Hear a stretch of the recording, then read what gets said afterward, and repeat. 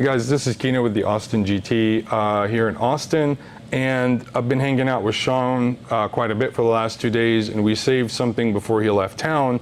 And as you see in his hand, these are air filters. We're gonna replace the air filters on my 720 S Spider, and I'm gonna show you why I'm not the one doing it this time. It's gonna be Sean. Sean? So these filters, I got these for the 3.8 liter cars as well as the 4 liter like is in the 720S. These do not require any oil, which some of the aftermarkets do. These do not. When you oil the filters, it can cause problems with the mass airflow sensor. We don't want that happening. So these, no oil, they have fantastic filtration capabilities just like the factory filters, but also these fit correctly. There are aftermarket, like BMC, that don't fit correctly, and I'll show you exactly what I mean by that. But these filters I've had made for them, they work fantastic. I put them on my own car. You get a little more turbo sound, which who doesn't want more turbo sound? I know a guy. Yeah. So I use these in my own cars. I've been doing these for about 3 years now, and they work fantastic. They are reusable, washable. So these are the last set that you're ever going to have to buy.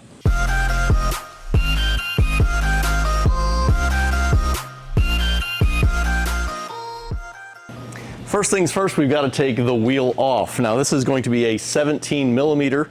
I do recommend using any of the sockets that have the nylon or something on here to protect it so you don't damage the wheel.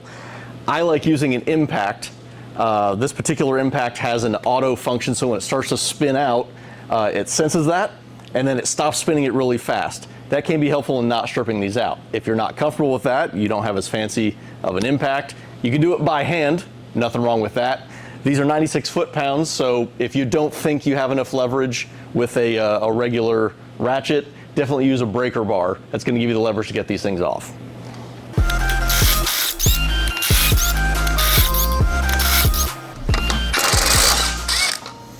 Now you may notice that I actually left all of these lugs kind of sitting in place because that's how I'm going to keep track of them and not lose them. The wheel is sitting on the hub, so the wheel isn't going to fall off. If you have some aftermarket wheels that are balanced funny, they might fall off, so be aware of that. But the factory ones, they stay right on.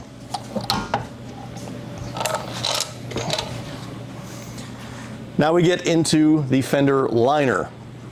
There are two halves to this. The front half we can leave here. The back half, we've got 2 Phillips head screws, and the rest of these should be T30s unless somebody has replaced them with something that shouldn't be. Now these Phillips screws that are in here are made of plastic.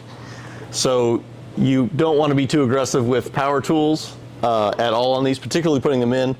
But even taking them out can be a bit of a problem if you try to spin them real fast. So I recommend doing these by hand, both in and out.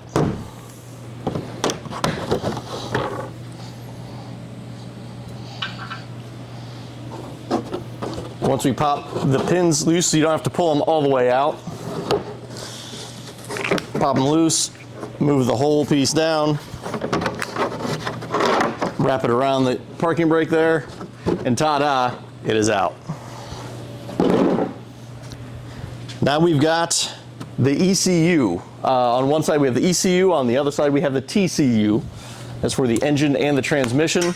You do not have to unplug them. You can simply unbolt them. There are 3 screws. They are T25s.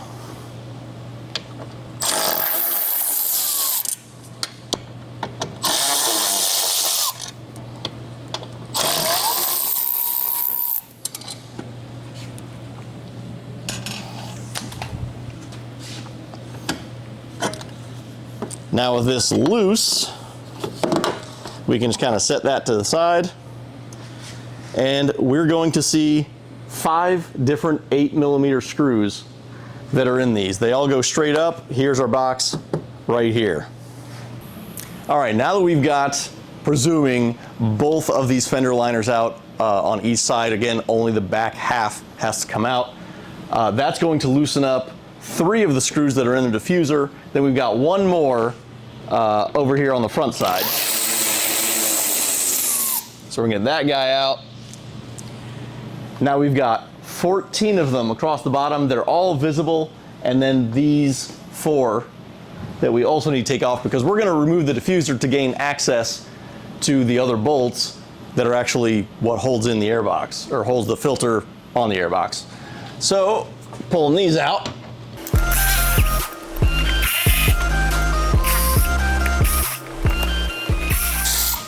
Now I'm going to very strategically leave one of these middle screws in, and I'll show you why in a minute.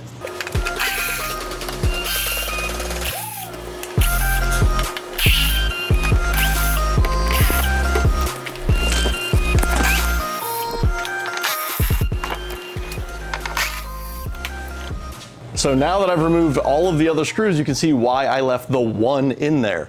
I left the one in the middle to hold the whole thing up. This can be a one-man job. Just take all the other ones out. It stays up on its own. Then we can remove the last bolt.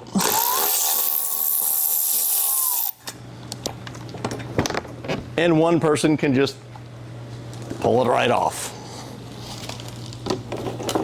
If you notice, I am using a very long extension, and for one of these we're going to use a universal. This is an 8mm, and the reason we're using universal is because it's kind of at a funny angle. So if we get it up in there, it might be a little bit of a chore.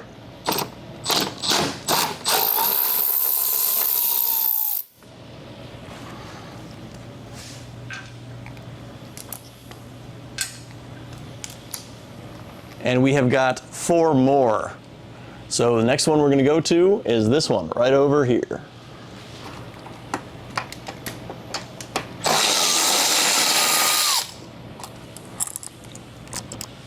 Then the next one in line, right here.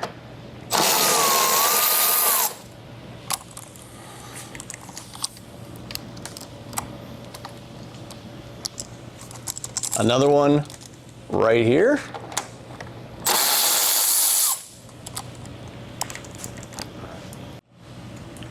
And on this last one, you might know that I have been using a wobble extension. You can also just use a shorter extension to get into this last one here.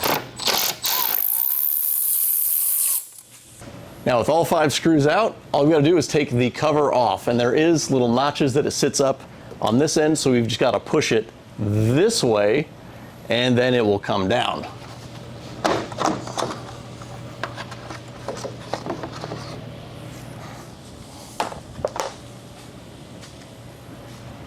This is the factory filter. All you have to do is friction fit. Pull it right out. So these are the 2 filters. This one's the factory one. This is the new one. The factory one, this is on a 3,800 mile car, and it's a little bit dirty. It's not horrible, but you can tell there is a little bit of grime in it. This is original to the car. So this is a 2021 filter. These don't really degrade over time. They just get dirty from normal use. If you wanted to get one of these factory filters, you can get them from a dealer. We are in Austin right now, so the nearest dealer to here would be Houston. So again, if you wanted to have them do this job, they could do it as well, but we're in Austin, so we're 3 hours away. It's a little bit more convenient. That's why I'm here. So we're gonna change this filter, and this is going to be a friction fit in. However, there's something else we're going to do before I put this filter in, and that is get rid of the foam. To remove all this foam, it's pretty easy. Grab and pull. It's held in by little retainer clips, and everything will just kind of pull off around it. You see it's a little bit dusty, but not bad. If you've got them where they're actually crumbling apart, you'll actually find fragments of it in your filters, but also they will just completely disintegrate in your hands as you're taking it apart. And make sure you get all of it up in there. It's only around the outside. It's not tucked way up in there weird. You can see all of it. Pretty easy to get to. Pull that stuff out, and then we're gonna put the new filter in, which is friction fit only. Now remember what I mentioned about the BMC filters. These sit there. You remember how the factory ones, when I pulled them out, they were sitting there? These just sit there. The BMCs do not fit correctly. They don't stay there. It requires 2 people.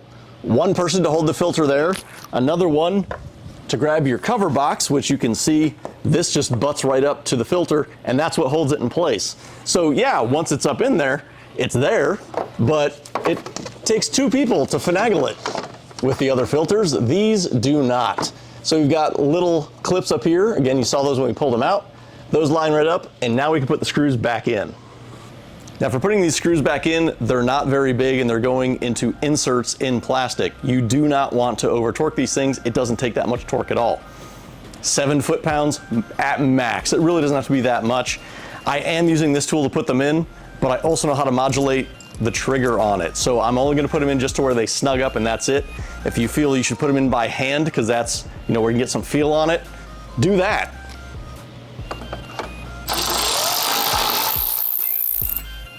Other thing to point out, whenever you go to start these, maybe if you're doing it with a tool, start it just a little bit at first to make sure that you're not cross-threading it. These don't typically do that, but you know, it can happen. We're gonna start with the one that's on the inside at the far back.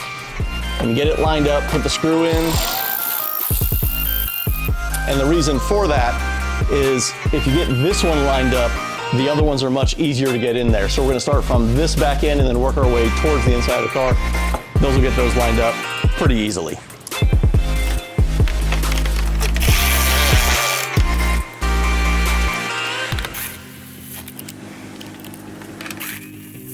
Remember on this last one, we've got the swivel head, and that can be a little bit difficult to manage. So the way that I do it is I try to get it at an appropriate angle where I can kind of stuff it right in the spot at the appropriate angle, put the screw in there, and just kind of fish it up there carefully. A note on the driver's side, the TCU that you have to remove actually has 8mm bolts, but again, all 3 of them are visible. You can see it. Now a note on putting the screws back in, both on the TCU and the ECU, again, those are small screws. Start them by hand a little bit to make sure they're threaded before you go powering on it. And they don't have to be crazy tight, just get them snug, they're fine. Now for putting this diffuser back on, 1 person can do it, 2 people doesn't hurt, but 1 person can do it.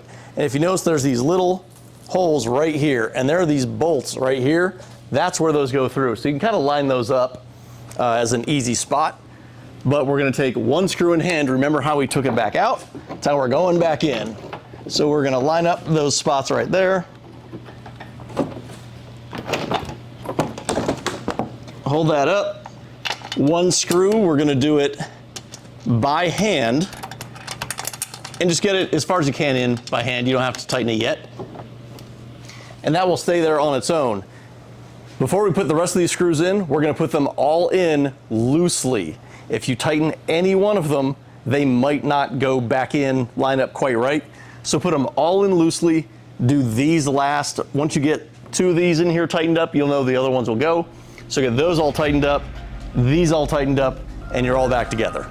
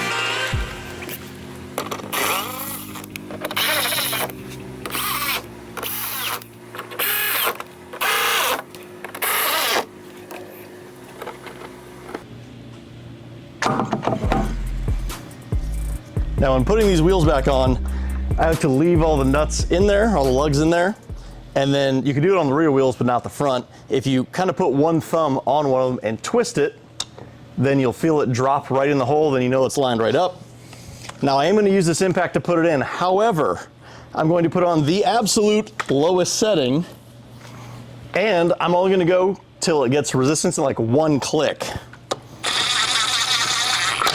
And that way it's gonna pull it snug in there, but it's not gonna torque it. And the other thing that can happen, which is why you don't use an impact at full bore on it, is there are accelerometers in the wheels. And if you use an impact where it's constantly vibrating it, it can break those sensors. They're expensive. You don't want to have to replace those. So just go until it just snugs it right up, gets one little click, then we'll go back and torque the wheels. This is set to 96 foot-pounds, and we do have an extension on it, or you can get one of these in an extra long. You're gonna need that to not hit the bodywork or get your hand jammed up against the wheel. You may also notice that I've gone in a star pattern, both when I originally put them in and for torquing it, and that's so we make sure that the wheel is perfectly flat against the hub, and it's not gonna be wobbly or anything like that. So we're gonna make sure it's absolutely flat and perfect, because otherwise you will notice when you first drive it, the car will shake like mad. All right, Sean, it looks like we're wrapping this up. You finished, I estimate about 2 hours. You've done this a lot. So what do you think someone at home trying to do this maybe on jack stands, or is it possible to do on jack stands? You can absolutely do it on jack stands. I generally expect to take about an hour and a half when I do it, because I know what I'm doing going in. If you got to find the screws and that thing, it'd take a little bit longer, but then you factor in time to jack it up and get it on the jack stands. Yeah, it might take you a little bit longer. So plan on 2 hours. You know, maybe if you're doing really on the spot, you can get it in an hour and a half, but plan on 2 hours. 2 hours. Right. We're wrapping this up. Thank you for taking care of this, and you'll be back in Austin in a quarter or so? Every 3 months. I'll post all of Sean's information when this video will also be posting on your channel as well. Well, thank you guys for tagging along with us. We'll see you next time.